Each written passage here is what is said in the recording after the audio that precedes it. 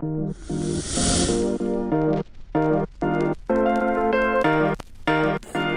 definitely the reason I'm here. She believed in, listen, she said it. We were at the Revolt Summit, and that was my second or third year doing the panels there. Most of the people who were coming to talk to me wanted some advice about music business. And Mss Oregon was like, nah, I want you for that, but I want you to come to my city and talk to people, because we don't have the infrastructure, or we don't have access to people like yourself. So, and you hear people all the time talking about what they want, but it's only a couple of people that actually go get it. So she started reaching out to me and was like, yo, you coming? And this is probably 4 or 5 months ago, and I never know my schedule that far. I told her I would be here, so I'm here, and thank you for having me. This is like too official. I've been here several times, but never to this capacity. It's always at a tour. You know what I'm saying? So you go from your vehicle to the venue, to back to your hotel. You might go out to a club or something. You know what I mean? But you ain't like doing this. And she done had me at a cannabis farm today. You know what I'm saying? Yes, and that shit was dope. You know what I mean? And the fact that it was black owned made it even doper. You feel me? So I am here, and I'm not really good at talking about myself and things that I've done, right? One of the reasons I'm not good at it is because I've forgotten some of the shit that I've been a part of. You feel me? You know what I'm saying? Like, it's really like that. You know what I mean? And then two, I don't ever want to seem like I'm bragging. You know what I'm saying? But I am the shit. So I got into this business. I'm from the DC, Maryland area, and I went to school at Morgan State University in Baltimore, Maryland, at HBCU, and I started throwing parties at school, in my house. And that turned into, me throwing parties at other venues around Baltimore. And one day, and somebody had to remind me of this.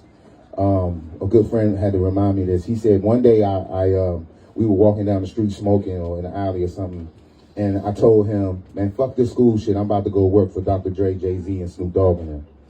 And I had no fucking idea what I was talking about, but he said that I interrupted the conversation and said that to him.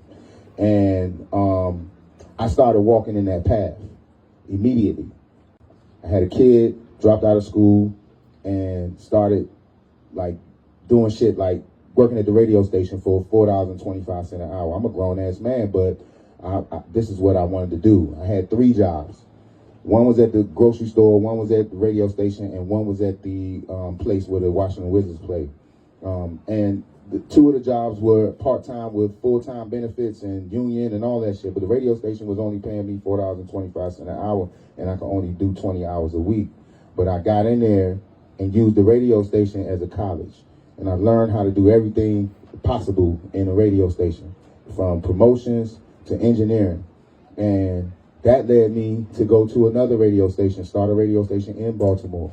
That led me to go to a radio station in V103 in Atlanta, where I started out in promotions and ended up being the music director there. That led me to being, in a part of a retail brand called DTLR. It's called DTLR, but it's a brand out of DC. It's called it was Downtown Locker Room, but they shortened it to DTLR, which is an urban lifestyle store that used to sell music and clothes and shoes and all that kind of, real popular. They even got a radio station now. But I helped open their first 8 stores in Atlanta. You know what I'm saying? I did that, left that, went to Atlantic Records, Warner Brothers, Bad Boys, Slip Aside, all of that stuff over there. Did promotions for them, left them, went to Interscope, left Interscope, went to be the music director, left music director at V103 to go be a Grand Hustle. And that's when I first came to Portland with T.I. You know what I'm saying? With the Paper Trail album. At the time, we had Young LA, we had Young Dro, we had Big Country, we had 8-Ball MJG, we had B.O.B. That's another reason why I came out here. So Grand Hustle is in me. That's my family, no matter what. You know what I'm saying? I'm going to be Grand Hustle till I die. And I'm still managing T.I., Big Country, Mac Boney, and Young Dro as PSC to this current day. When I leave here, I'm going to Detroit. We got a show out there in a couple of days. I say all that to say, I did that, left, and went to, this is what I'm talking about, the forgetting part. All right, so one day someone calls me, an executive over at Epic Records, and says, who the hottest people in Atlanta, artist-wise? I tell them Teddy Boy. I tell them Future. I tell them Charlie Boy Gang. They had a record called Beef It Up. And I tell them Trouble. And he asked me, do you have any music on any of them? I said, yes. I go to my man DJ Eskimo. I said, bro, give me them songs that's on Future. He sent me the songs. Long story short, Epic signs Future. They hire me. I end up, me and Future and Propane, the first three of us on the road, all up and down the East Coast through the Midwest, by ourselves with Tony Montana and Magic, doing shows, doing radio, all that shit. I end up getting laid off some years later, maybe 2 or 3 years later. And I fell into a dark place because of that, right? Not just because of that, but it's just like seeing so many things was going against me, right? And they were. But through my family and God, I was able to climb out of that. And I had some great people around me who believed in me more than I believed in myself at the time. And so my homegirl, it's another reason why I ended up coming out here. My homegirl, Julia Beverly, who used to do Ozone Awards, Ozone magazine back in the day, she wrote a book on Pimp C. She's like, yo, I need you to help me get on the road with this book. I had her on the Breakfast Club. I had her on Big Boy Morning Show. I had her all over the country. And it dawned on me like, damn, I don't need no motherfucking record label. Like, I am the motherfucking record label. You know what I'm saying? So I got, through that, I started some shit. Like, I'm still the shit. Like, I needed somebody to remind me. And sometimes you got to have people in your corner who give you information. And it's more powerful than just them. It's God. I don't know who y'all believe in, but I believe in God. It's God using them as messengers. You know what I'm saying? To tell you, yo, listen, I got laid off from Interscope in March. I was getting ready to move to Dallas and Houston because I'm thinking about, damn, like, ooh. But my point to it all is, I was getting ready to leave. And somebody said to me, same one of my friends said, don't leave LA. You need to be in LA. Proximity matters. I'm on my way back to LA from the East Coast, from Atlanta. I get a call from Stevie Wonder. And he says to me, I'm telling him about what I'm going through. He's like, man, don't leave LA. LA, like, they need you out here. Like, you need to stay in LA. And I'm not just name dropping him because I got a bunch of people in my phone that I can motherfucking call for shit.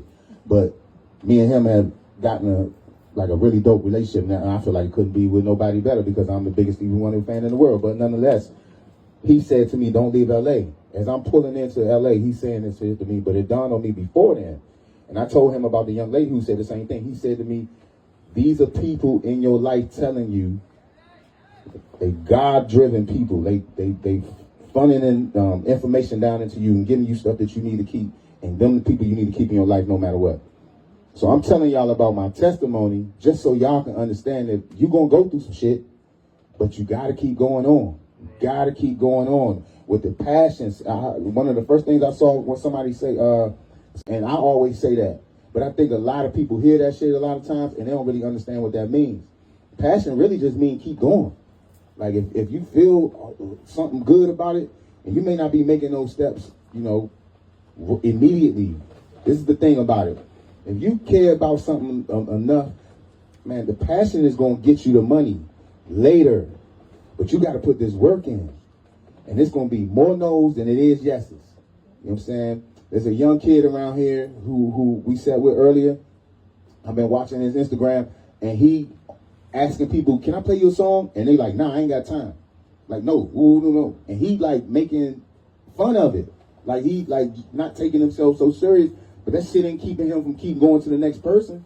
That shit ain't keeping him from coming here. You know what I'm saying? So I done been a part of so many things, from managing Lil Duval to, man, being a part of Big Boy from Outkast, being a part of the management team. Like, I have done so much stuff, but none of that shit mean nothing if I don't keep going. You know what I'm saying? I am one of these plugs that she got out here for a reason, and I'm accessible. I never wanted to be a kind of executive that was too far sitting on some ivory tower to be able to touch the people. You know what I'm saying? I always love coming out and doing this kind of stuff. I do all this kind of stuff all over the country, but this is my first time doing it here in Oregon. And I appreciate y'all, and thank you to all the sponsors. You know what I'm saying? And yeah, we here, and let's get to it.